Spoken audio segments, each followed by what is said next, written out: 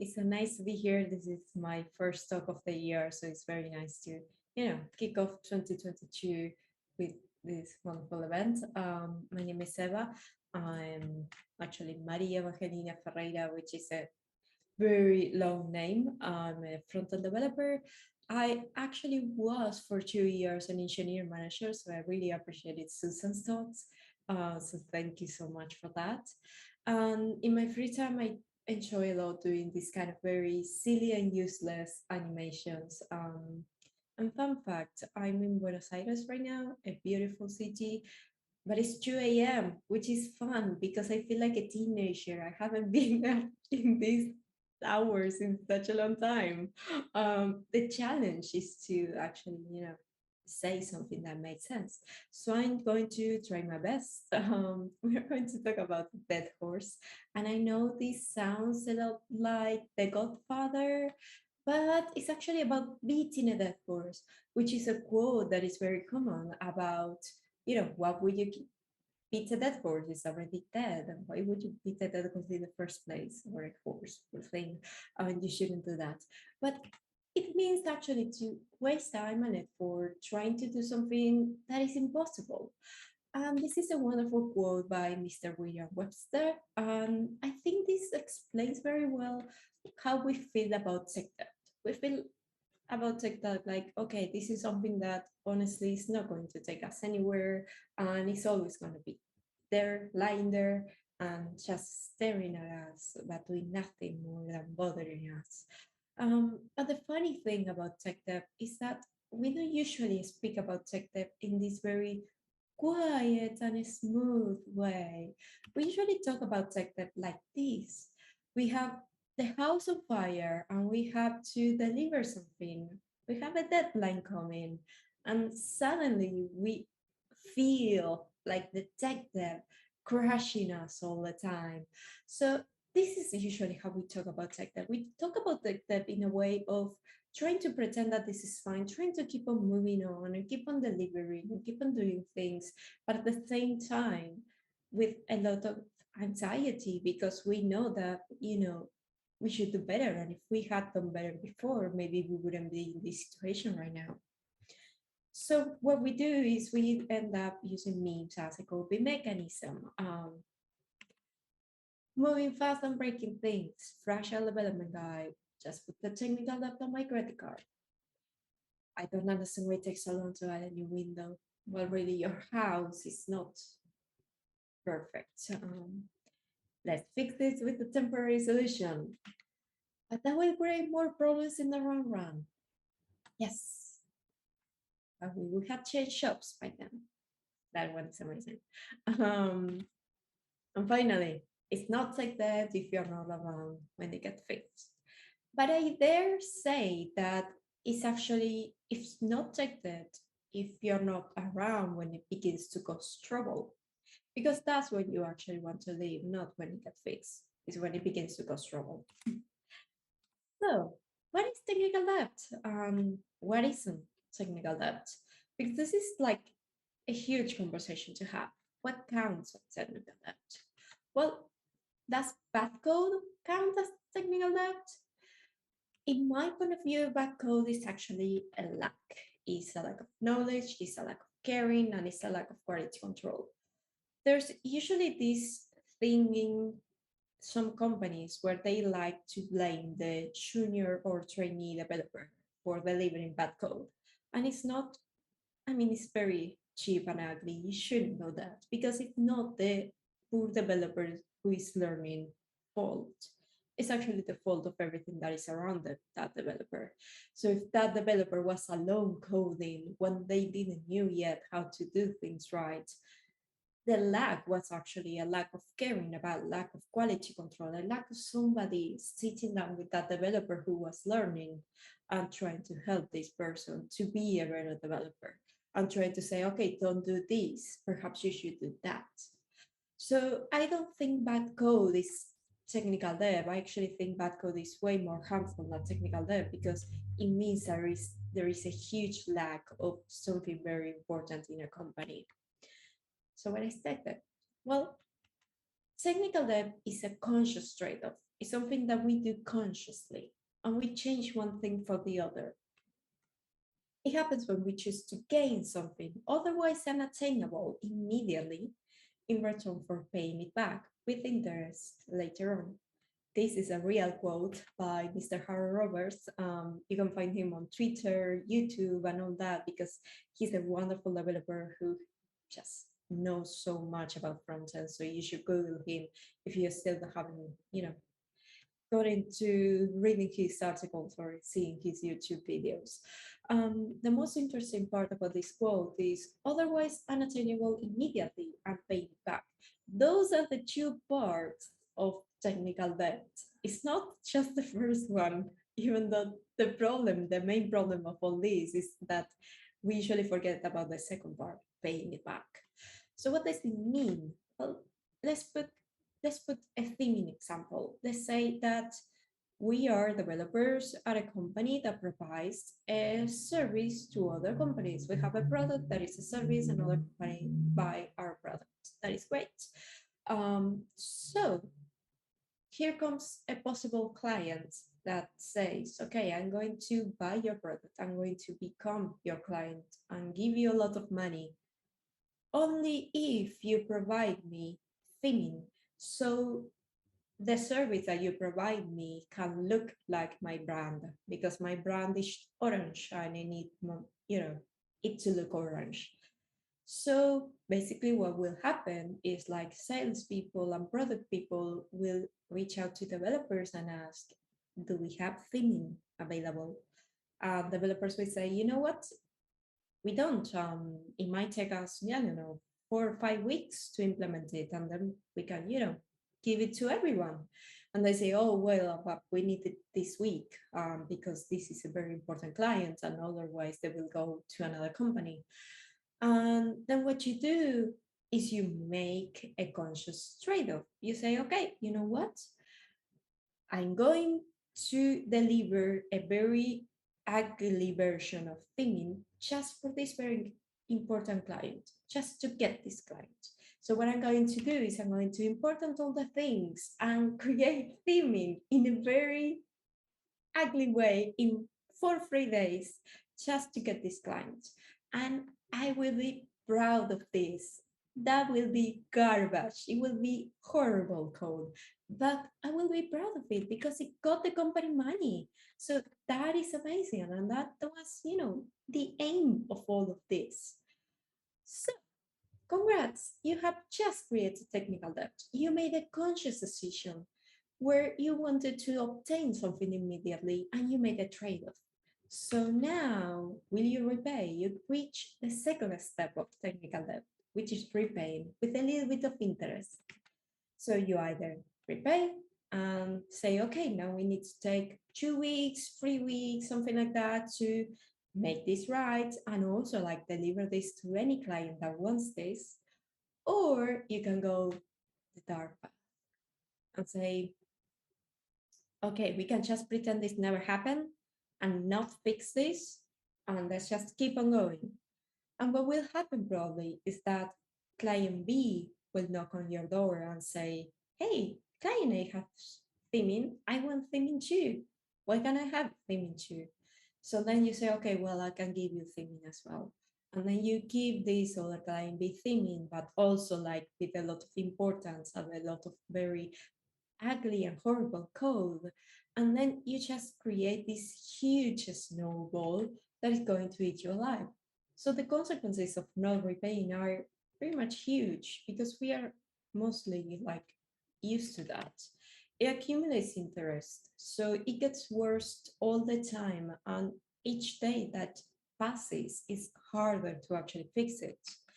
And it's create this snowball effect that is also very bad for the team because it will happen that, okay, one developer takes a look at your code and finds like there are 50 important concurrencies. And it's like, okay, somebody wrote an important, 50 important, that I can write my own important as well. And the code begins to be worse and worse and worse. And then basically team members are sad. And that is, I know it sounds funny, but it's very sad thing, because a team member that is sad will probably leave the company, and with that, it will not just be the person leaving, it will be their knowledge leaving and everything that means. So team members that will be sad will be not just developers, but also designers who will try to create something and we cannot implement it because we have a lot of technical debt, product owners, product managers. So basically it creates this very sad situation where it feels like you are working on code that has been written like 10 years ago, where maybe it was just, a year and a half ago, and just maybe very bad decisions led us to that. So how do we repay? Because that's basically the most important thing. Well, I would talk only at the accessibility part. You say, wait. We were talking about theming and CSS and importance. Is accessibility technical debt? Is lack of accessibility technical debt? No, I mean, no, it shouldn't be, but it is.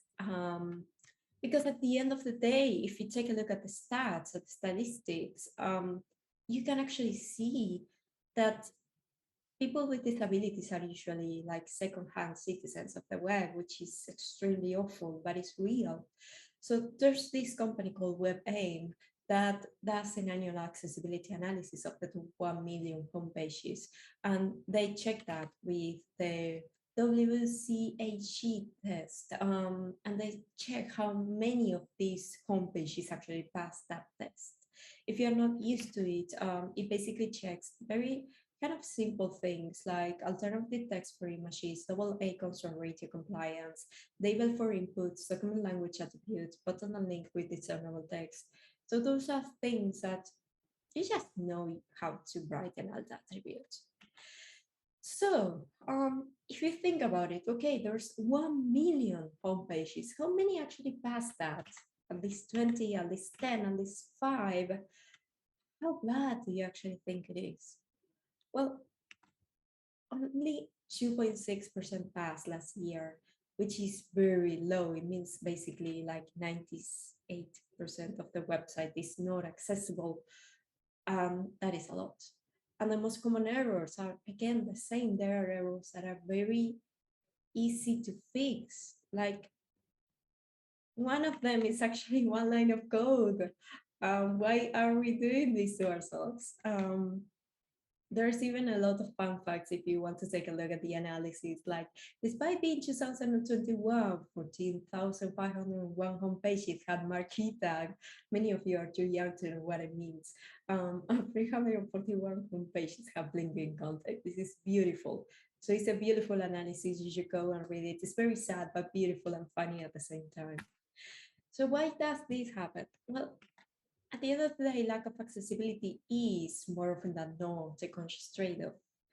We're not delivering websites and web applications that are not accessible, and we know they are not accessible because how we test them, how we actually run like an accessibility test over there, how we discover like, okay, oh no, I forgot an alternative text for an image. Oh no, I actually, made a mistake with the contrast colors, and now, people cannot read that text.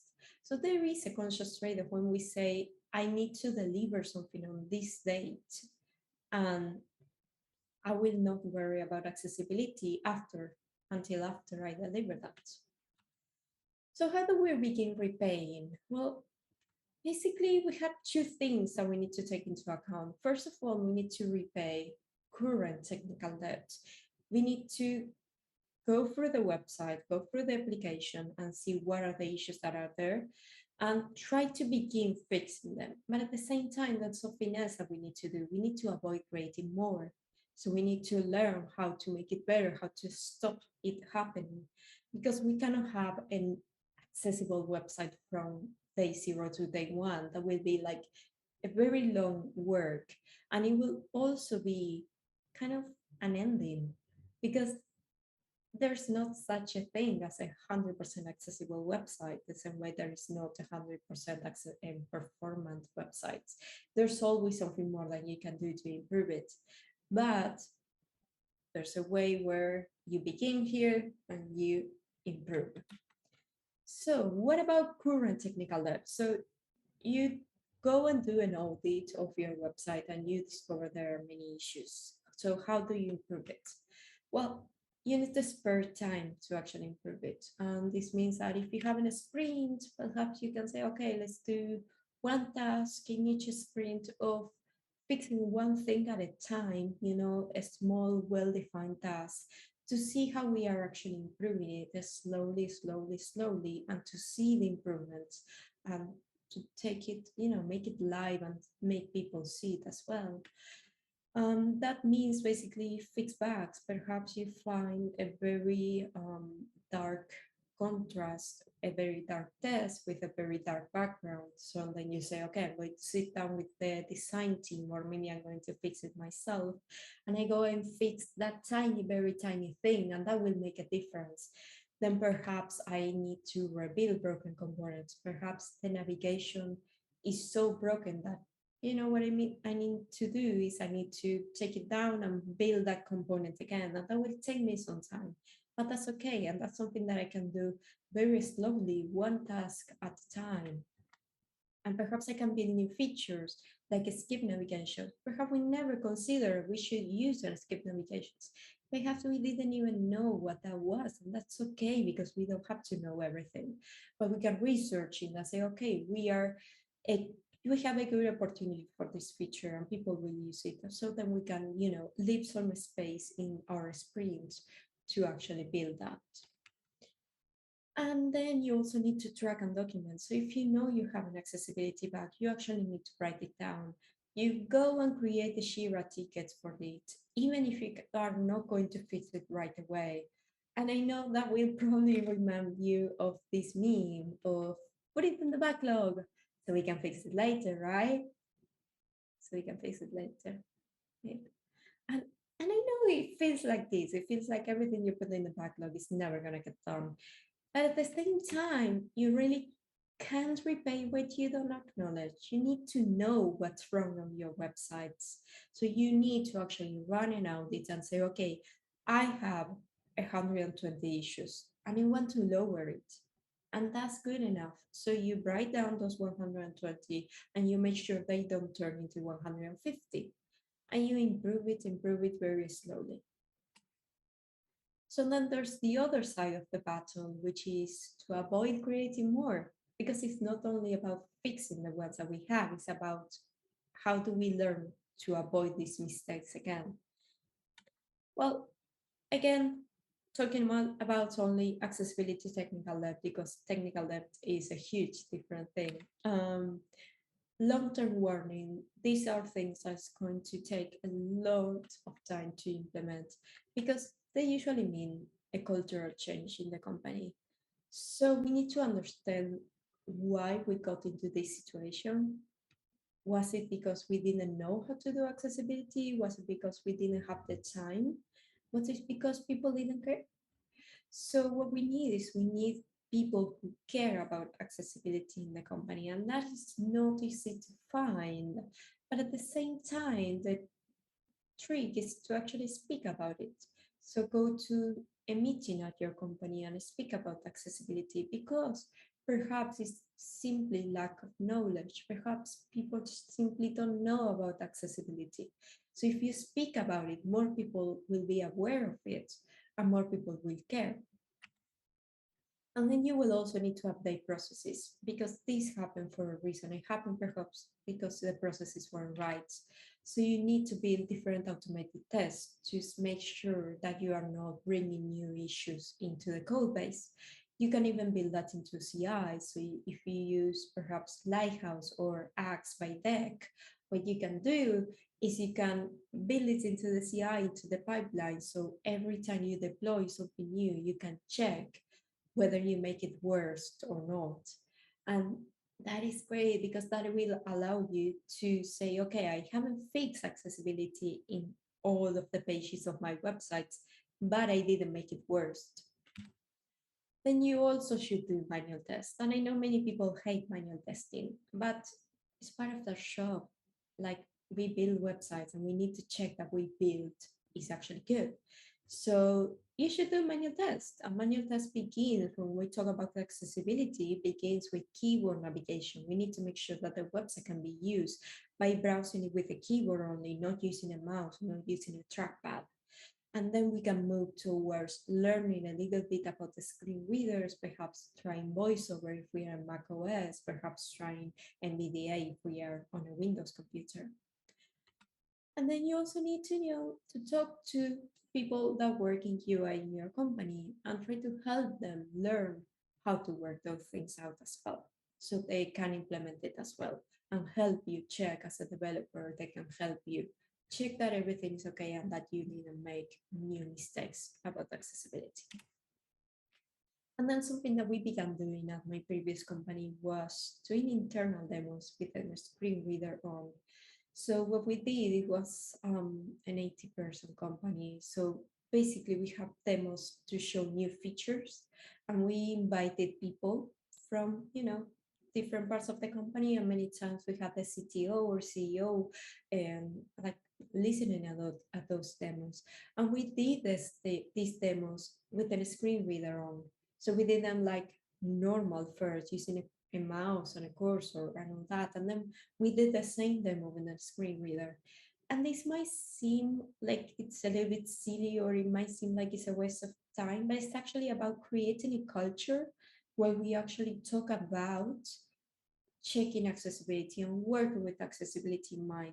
And we had that situation where suddenly it was the first time the CEO had heard in a screen reader, because they haven't heard one before, they haven't used one before. So that brings a lot of consciousness, a lot of awareness into accessibility. Then something that you should take into account when you want to fix accessibility for once and for all is design systems. So design systems are awesome. You fix accessibility in the design system, in the component library, and then you deliver that component library to different products. And the products will have an accessible version of a dropdown, an accessible version of a modal window. You will fix accessibility only once, and then you will deliver that. So you can do something wonderful. I should learn them. Also, whatever Brad Frost and Sheena and say, if you haven't heard of them, there are two people who work a lot on design system and who have written books and done conference talks and all that. So this is Sheena Ann. You can Google her and find her on YouTube probably. And this is Brad Frost's website, and he has a lot of articles about how to implement accessibility from the design system and the advantages of doing that. And almost last but not least at all, hi front-end developers. And I know they feels like a joke, it's like duh, but accessibility is a front-end issue mostly. It's like a design and front-end issue mostly. And that means that if you hire front-end developers, then that will probably be better than hiring perhaps full stack developers. So full stack developers are great because they know a lot about different things.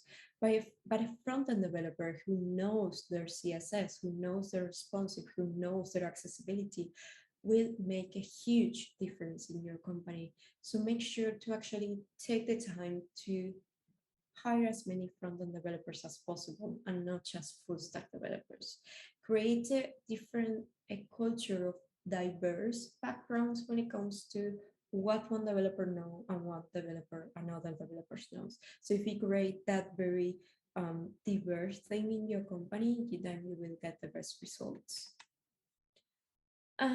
This is the last thing to take into account if you don't want to have an inaccessible website, which is basically to know and to acknowledge that no code can fix bad design.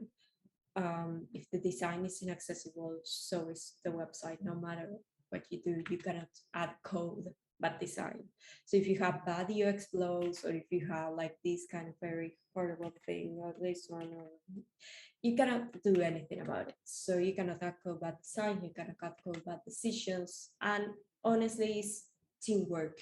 It's not 1999 with my master doing the whole thing anymore. So you go ahead and work with designers, you go ahead and work with product people, and get together to talk about accessibility and to, make it a part of your everyday job. So thank you very much. Remember, you can really avoid technical debt. It's not about avoiding them. It's just not putting the burden on people with disabilities. Have a very nice day. I hope you enjoyed the talk.